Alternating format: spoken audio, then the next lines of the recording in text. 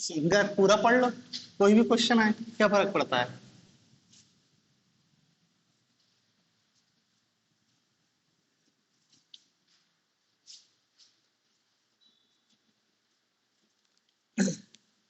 तो देखो इसका जो अगला सिद्धांत है शंकर का अध्यासवाद। क्या है ना कि शंकर ने पिछले बार ऐसा धोखा दिया कि अब इस बार कोई अंदाजा नहीं लगा रहा, क्योंकि जो विवर्तवाद है वो मतलब लीस्ट संभावना थी पूछे जाने की, फिर भी उनने विवर्त पूछ लिया। तो जब विवर्त पूछ सकता है तो फिर कुछ भी पूछ ही सकता है। और पिछले 2 बार का तुम पेपर देखोगे, तुम सारे थिंकर पढ़ के जा रहे हो, शंकर पढ़ के नहीं जा रहे, तो कोई काम का नहीं है, क्योंकि पूछ वो शंकर ही रहा है, 2 बार से भी पूछ रहा है। तो इस बार भी प्रबल संभावना है कि पूछेगा वो शंकर ही। अब तुमने भले पूरे थिंकर पढ़ लिए, लेकिन उन्होंने कहा एक ही थिंकर तो छोड़ा है शंकर, लेकिन पेपर में तो वो शंकर ही पूछ रहा है और कोई ऑप्शन भी नहीं दे रहा है। 20 नंबर में पूछ ले रहा शंकर लिखो, कोई विकल्प नहीं है शंकर का। इनका अगला सिद्धांत है अध्यास।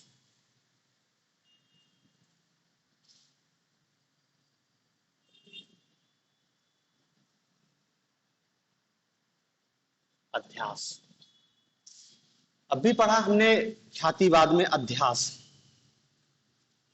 लेकिन ये सेपरेट क्वेश्चन पूछा जाएगा कि शंकर के अध्यास विचार को समझाइए। हमको थोड़ा सा उसका रूप बदलना पड़ेगा, अलग रूप में आएगा शंकर का अध्यास विचार। देखते हैं क्या कहना चाह रहे हैं शंकर अपने अध्यास सिद्धांत के अंतर्गत। शंकर का मतलब क्या है अध्यास से, ठीक है ना। तो देखो फिर हम शुरुआत करेंगे वही, हम भूमिका लिखेंगे सबसे पहले, भूमिका। और भूमिका में क्या लिखेंगे कि जो अध्यास है वो शंकर के दर्शन में वर्णित भ्रम की विवेचना से संबंधित है। भ्रम की विवेचना से संबंधित है। अध्यास जो है शंकर के दर्शन में वो क्या है, भ्रम की विवेचना से संबंधित है। इस अध्यास के माध्यम से शंकराचार्य, अध्यास के माध्यम से शंकराचार्य ब्रह्म के एकत्व, ब्रह्म के एकत्व और जगत के नानत्व की व्याख्या करते हैं।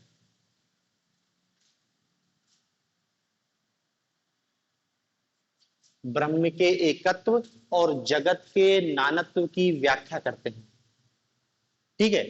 फिर हम अध्यास का अर्थ बता देंगे कि व्युत्पत्ति की दृष्टि से अध्यास वह है, व्युत्पत्ति की दृष्टि से, व्युत्पत्ति की दृष्टि से अध्यास वह है। अध्यास का मतलब है एक वस्तु पर उससे भिन्न किसी दूसरी वस्तु, एक वस्तु पर उससे भिन्न किसी अन्य वस्तु, एक वस्तु से भिन्न, एक वस्तु पर उससे भिन्न किसी अन्य वस्तु, किसी अन्य वस्तु का ज्ञान, किसी अन्य वस्तु का आरोपित हो जाना, आरोपित हो जाना अध्यास है। रस्सी में सर्प का ज्ञान वाला उदाहरण लिख लेना, वही है कि एक वस्तु पर उससे भिन्न किसी अन्य वस्तु का आरोपित हो जाना ही अध्यास है। और यहां अध्यास का कारण शंकराचार्य ने बताया है अविवेक, अविवेक या मिथ्या ज्ञान। अविवेक या मिथ्या ज्ञान के कारण ही हम क्या है, एक वस्तु पर किसी अन्य या दूसरी वस्तु का आरोपण कर देते हैं। फिर भूमिका बता दी, अर्थ बता दिया। फिर हम बताएंगे कि शंकराचार्य ने अध्यास के 3 लक्षण बताए हैं, 3 लक्षण।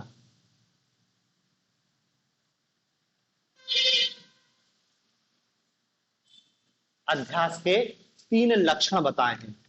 अब देखो 3 लक्षणों में 3 पॉइंट है जो हमको बताने हैं। अब उसमें देखो एक संस्कृत में है थोड़ा सा, यदि वो याद हो तो ठीक है, नहीं तो डायरेक्ट भी आप उसको लिख सकते हो।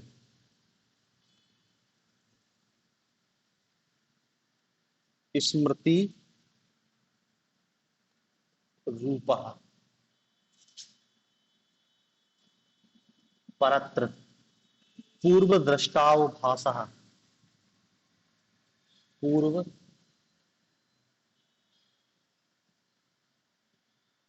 द्रष्टाव पूर्व दृष्टाव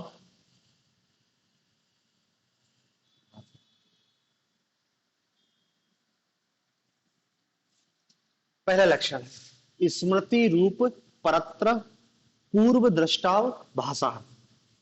इसका मतलब क्या होता है?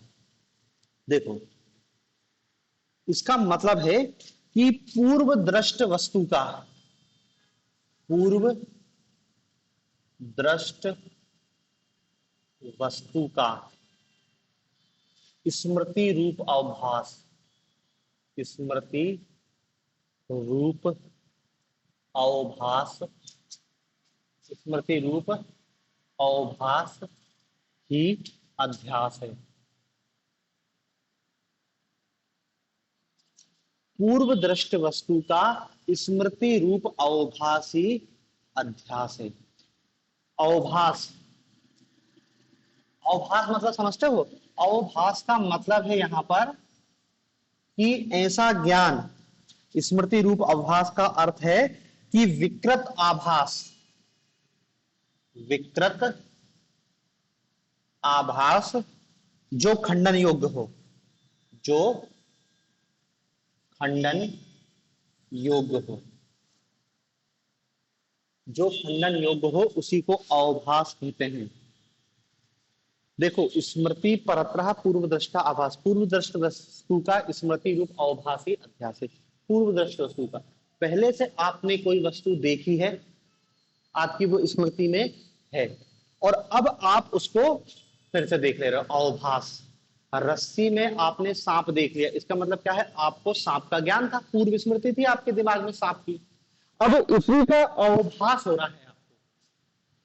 और अवभास, अवभास क्या है? विकृत आभास है जो खंडन योग्य होता है।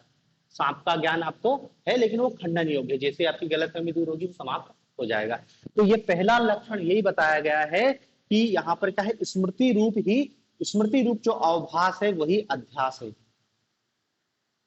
ठीक है, लेकिन देखो इसमें एक चीज याद रखना कि ये जो अवभास है ये स्मृति रूप है, स्मृति नहीं है, स्मृति नहीं है। स्मृति रूप है, स्मृति जैसा है, पूर्व देखी गई वस्तु के जैसा है, लेकिन वो स्मृति नहीं है। ये पहला लक्षण है अध्यास का, कि पूर्व दृष्ट वस्तु का स्मृति रूप में जो अवभास होता है वही अध्यास है। बस एक लाइन लिख देना।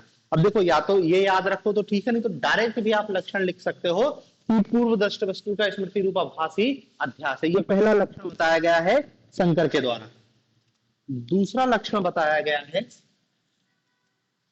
दूसरा लक्षण अध्यास का, देखो दूसरा लक्षण है अन्यस्य। अन्यस्य अन्य धर्मावभासता, अन्य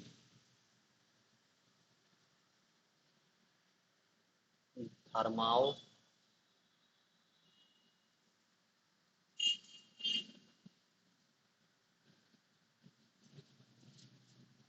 अन्य धर्माव भासता।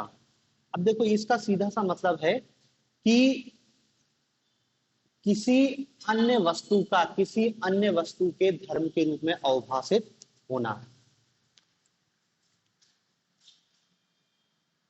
किसी अन्य वस्तु का, अन्य वस्तु मतलब अधिष्ठान, और अधिष्ठान पहले बताया रस्सी, अधिष्ठान का किसी अन्य वस्तु,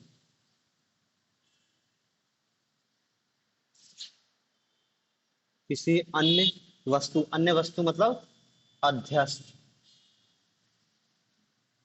के धर्म के रूप में अवभाषित होना। अभाषित होना। ये तो सिंपल विशेषता है वही। अध्यस्त क्या है? अध्यास है किसी वस्तु में किसी अन्य वस्तु का ज्ञान होना ही अध्यस्त है। रस्सी में सांप का ज्ञान होना ही अध्यस्त है, ये वही लिखा है। अधिष्ठान में अध्यस्त का ज्ञान ही अध्यस्त है। पहले जो लिखा वो इसका लक्षण बताया गया है। और तीसरी जो लक्षण इन्होंने अध्यस्त का बताया है, तीसरा लक्षण है अध्यास नाम अस्तिमान तथा बुद्धि। तीसरा लक्षण, तीसरा लक्षण इनने क्या बताया है? अध्यासो नाम,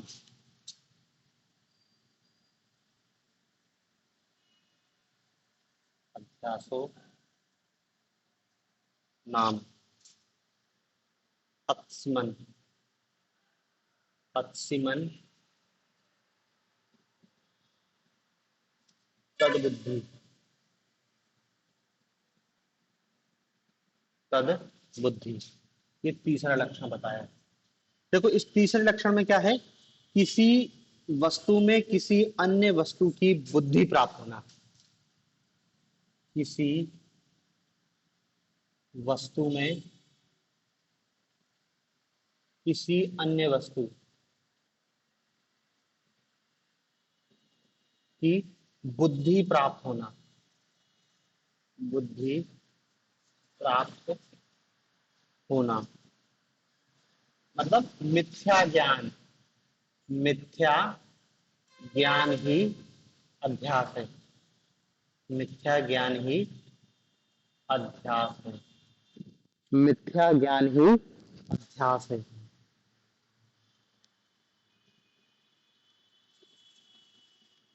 तो देखो दूसरा और तीसरा तुमको एक सा दिखाई दे रहा होगा कि दूसरे में भी हमने वही लिखा कि एक वस्तु में दूसरे वस्तु, लेकिन यहाँ पर जो शब्द यूज किया गया है धर्म के रूप में अभिभाषित होना। धर्म के रूप में अभिभाषित होना, एक वस्तु दूसरी वस्तु के रूप में दिखाई पड़ रही है और यहाँ पर क्या बुद्धि प्राप्त हो रही है, मतलब वो हमको उसका ज्ञान मिल रहा है। ये मिथ्या ज्ञान है और ये हमको वस्तु उसके रूप में दिखाई पड़ रही है। दोनों में थोड़ा सा अंतर है। तो देखो आप तो यदि ये 3 पॉइंट याद नहीं रखो तो सीधे आप 3 पॉइंट लिख सकते हो कि शंकराचार्य ने अध्यास के 3 लक्षण बताए हैं। पहला स्मृति रूप अभ्यास, स्मृति रूप अध्यास की पूर्व दृष्ट वस्तु का स्मृति रूप अध्यास, स्मृति रूप अवभास ही अध्यास है। शब्दों को मिला मत देना, अवभास अलग है, अध्यास अलग है। स्मृति पूर्व दृष्ट वस्तु का स्मृति रूप अवभासी अध्यास है। दूसरा बता देंगे कि किसी अन्य वस्तु का किसी अन्य वस्तु के धर्म के रूप में अवभाषित होना ही अध्यास है। और तीसरा बता देंगे किसी वस्तु में अन्य वस्तु की बुद्धि प्राप्त होना ही अध्यास है। मिथ्या ज्ञान ही अध्यास है। ये 3 लक्षण बताए हैं शंकर ने अध्यास के। ठीक है। अब इन 3 लक्षणों के बाद शंकर कहते हैं कि अध्यास की कल्पना के 3 घटक हैं। मतलब देखो आंसर, भूमिका, अर्थ, 3 लक्षण। 3 लाइन में 3 लक्षण लिख देना। मतलब भले तुमको बहुत कठिन लग रहा होगा लेकिन अभी देखो 3 ही पॉइंट हुए हैं अपने आंसर के। भूमिका बताई, अर्थ बताया, अध्यास के 3 लक्षण बताए। अब चौथे पॉइंट में शंकर क्या कहते हैं कि इस अध्यास के 3 घटक होते हैं। अध्यास के 3 घटक होते हैं। इस अध्यास के 3 घटक होते हैं। 3 घटक होते हैं कौन कौन से? एक होता है अधिष्ठान, एक होता है अध्यस्त और एक होता है आरोपण। 3 घटक, अधिष्ठान, दूसरा घटक है अध्यस्त और तीसरा घटक है आरोपण। 3 घटक होते हैं अध्यास के। अब देखो इस अध्यास के घटक को हम इस रूप में समझ सकते हैं। 3 घटक हैं, एक है अधिष्ठान, एक है अध्यस्त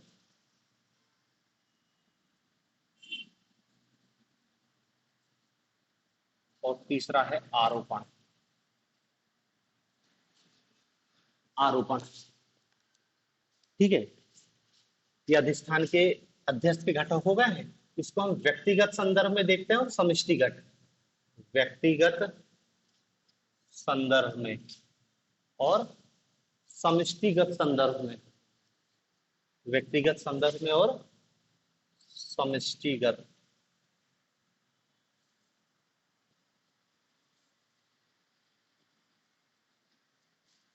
देखो, व्यक्तिगत संदर्भ में अधिष्ठान क्या हो जाता है? रस्सी। व्यक्तिगत संदर्भ में अधिष्ठान क्या है? रस्सी। और अध्यस्त क्या हो जाता है? सर्प। अभी बताया ना, अध्यास में अधिष्ठान पे अध्यस्त का जो आरोपण हो जाता है वही अध्यास है। तो जब व्यक्तिगत संदर्भ की बात करते हैं तो क्या है? रस्सी अधिष्ठान हो जाता है, सर्प अध्यस्त हो जाता है, और आरोपण क्या है? आरोपण की प्रक्रिया। आरोपण की प्रक्रिया। ठीक है, ये एक उदाहरण।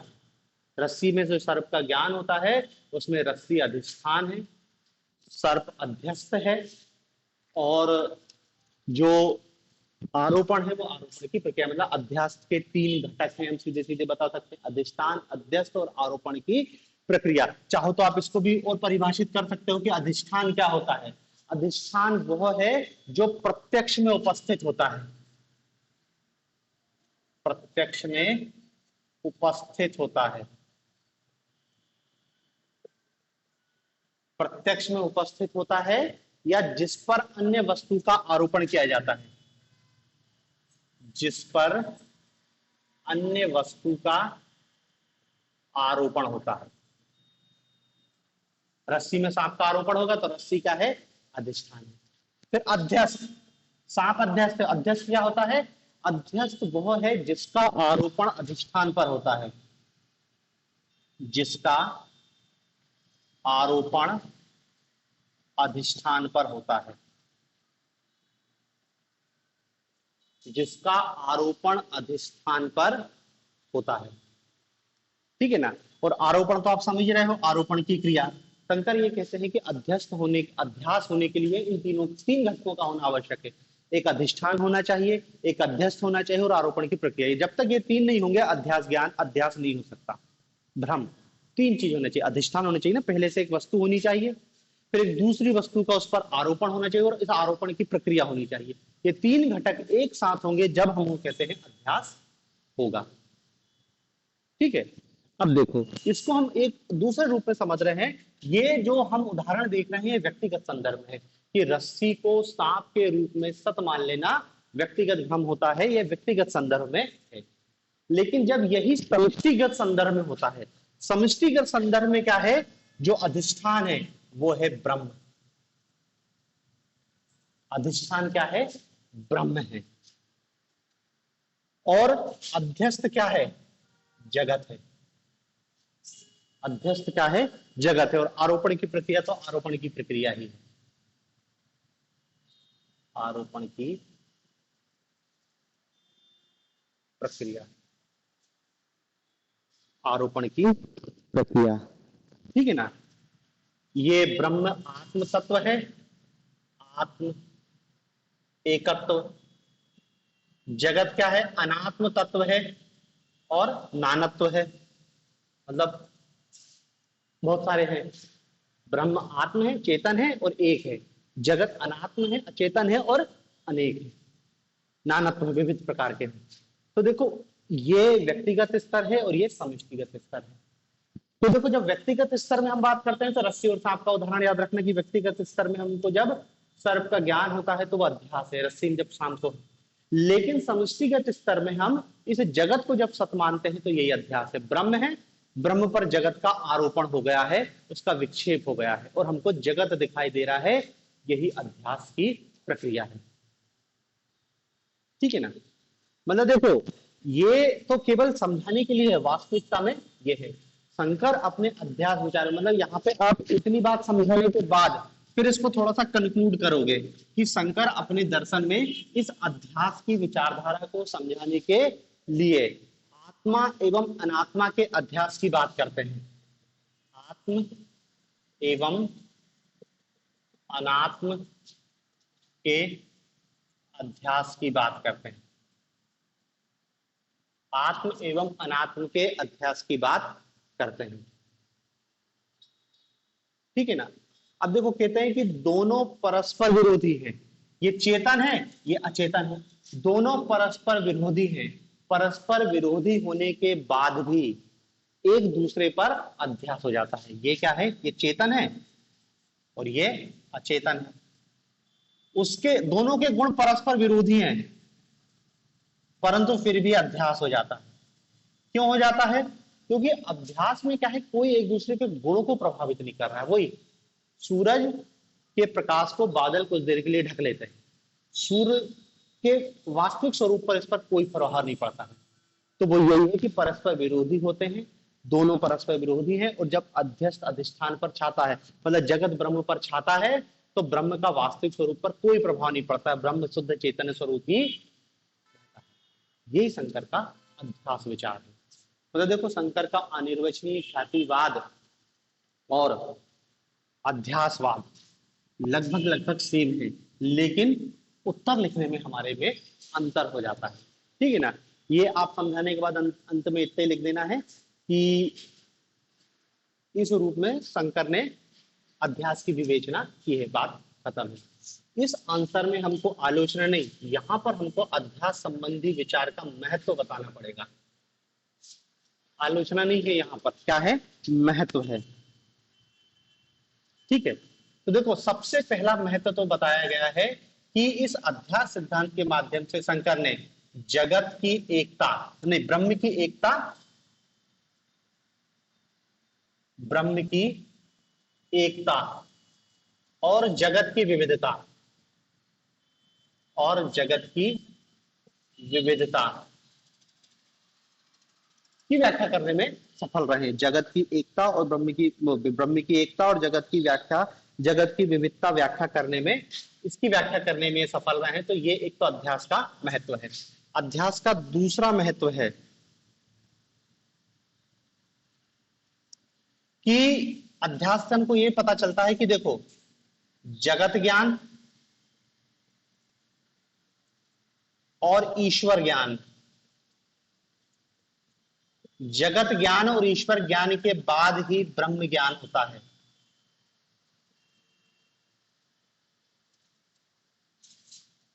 भाई, ब्रह्म के ऊपर जगत आरोपित है, तो आपको पहले जगत ही दिखाई देगा, फिर आप जगत को देखोगे, फिर आपको ईश्वर का ज्ञान होगा, और तब जाके आपको ब्रह्म ज्ञान की प्राप्ति होगी। ठीक है ना? और तीसरा सबसे महत्वपूर्ण इसकी इंपॉर्टेंस है कि शंकर अपनी जो ग्रंथ है ब्रह्म सूत्र भाष्य, ब्रह्म सूत्र भाष्य की शुरुआत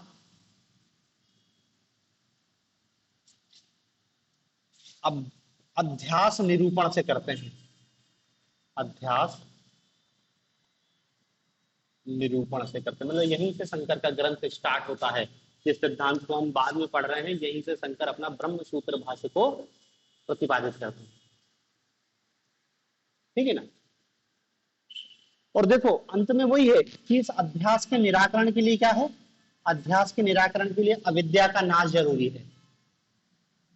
अविद्या का नाश, और अविद्या का नाश कैसे होगा, अब भी बताया था, विवेक, विवेक ज्ञान से, या अविवेक का नाश हो जाएगा तो आपका अध्यास निरूपित हो जाएगा। अविद्या का नाश, अविद्या के नाश के लिए विवेक ज्ञान, विवेक ज्ञान, या इसको कह सकते हैं विद्या का ज्ञान चाहिए। विद्या, विद्या मतलब वही ब्रह्म ज्ञान हो जाएगा, तो आपका अध्यास भी हमेशा के लिए मिट जाएगा। जब आप आत्मा को आत्म रूप में, अनात्मा को अनात्म रूप में देखोगे, यही विवेक ज्ञान है। और यही आगे चल के, अभी इनका जो अगला विचार है मोक्ष में, हमको ये जानना है। ठीक है ना? तो जब आपको आत्मा को आत्म रूप में और अनात्मा को अनात्म रूप में जान लेते हो, तो आपका जो मिथ्या ज्ञान है वो समाप्त हो जाता है, और मिथ्या ज्ञान के समाप्त होने के साथ ही क्या हो जाता है, आपके अध्यास का निरूपण हो जाता है।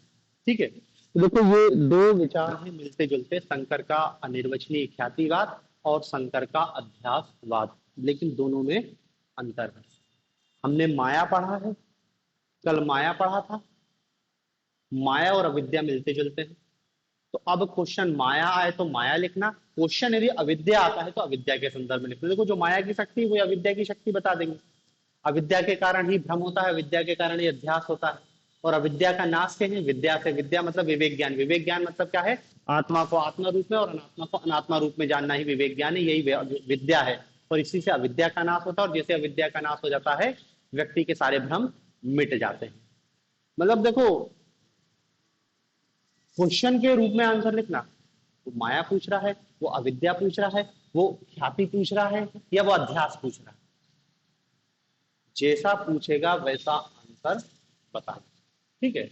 अब इसमें हमको इनका सबसे इंपॉर्टेंट सिद्धांत बंधन और मोक्ष देखना है, और थोड़ा सा जगत विवर्त को देख लेंगे, जो भी इनका कारण का संबंधी सिद्धांत है। मेन इसमें अब क्या है, बंधन और मोक्ष। इसको अब आगे कल देखेंगे।